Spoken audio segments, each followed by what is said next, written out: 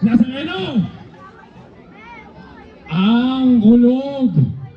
Ang kulog at kitlat na yan ay hindi makapagbabago nitong aking katapangan! Ikaw ba ang nagsasabi? Anak ng Diyos!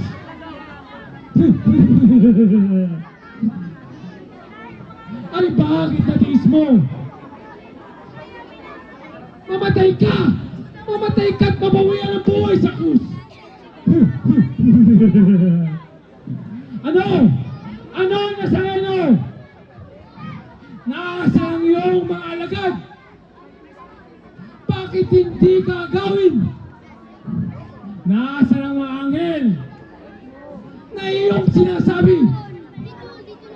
Ano't hindi ka iligtas sa iyong kamatayan? Yan! Nasaan? Nasaan ang simbahan na iyong ibubuwal?